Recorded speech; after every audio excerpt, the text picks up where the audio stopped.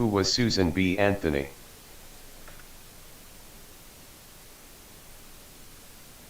Records show that Susan B. Anthony was from Adams, Ma, United States, North America, and was born in 1820 and worked in social activist in activism. More about Susan B. Anthony. In the 1800s, women in the United States had few legal rights and did not have the right to vote.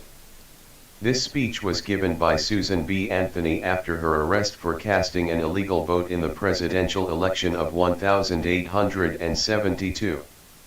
She was tried and then fined $100 but refused to pay.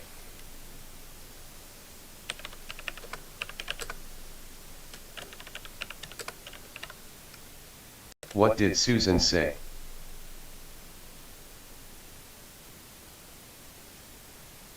Friends and fellow citizens, I stand before you tonight under indictment for the alleged crime of having voted at the last presidential election, without having a lawful right to vote.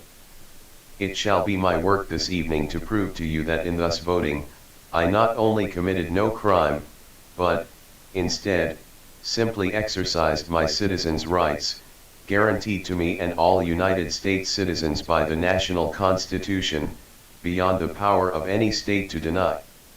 The preamble of the federal Constitution says, "We, the people of the United States, in order to form a more perfect union, establish justice, ensure domestic tranquility, provide for the common defense, promote the general welfare, and secure the blessings of liberty to ourselves and our posterity, do ordain and establish this Constitution for the United States of America." It was we, the people, not we, the white male citizens, nor yet we, the male citizens, but we, the whole people, who formed the Union. And we formed it, not to give the blessings of liberty, but to secure them, not to the half of ourselves and the half of our posterity, but to the whole people, women as well as men. And it is a downright mockery to talk to women of their enjoyment of the blessings of liberty while they are denied the use of the only means of securing them provided by this democratic Republican government, the ballot.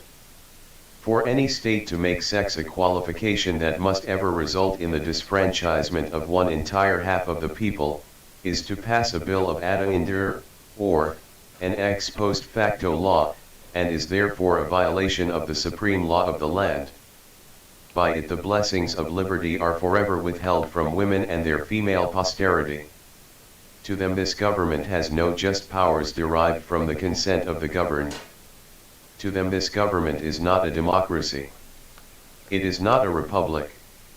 It is an odious aristocracy, a hateful oligarchy of sex, the most hateful aristocracy ever established on the face of the globe, an oligarchy of wealth, where the rich govern the poor. An oligarchy of learning, where the educated govern the ignorant, or even an oligarchy of race, where the Saxon rules the African, might be endured, but this oligarchy of sex, which makes father, brothers, husband, sons, the oligarchs over the mother and sisters, the wife, and daughters, of every household, which ordains all men sovereigns, all women subjects, carries dissension, discord, and rebellion into every home of the nation. Webster, Worcester, and Bouvier all define a citizen to be a person in the United States, entitled to vote and hold office. The only question left to be settled now is, are women persons? And I hardly believe any of our opponents will have the hardihood to say they are not.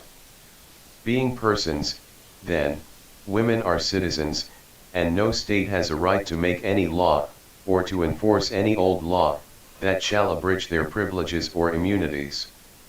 Hence, every discrimination against women in the constitutions and laws of the several states is today null and void, precisely as is every one against Negroes.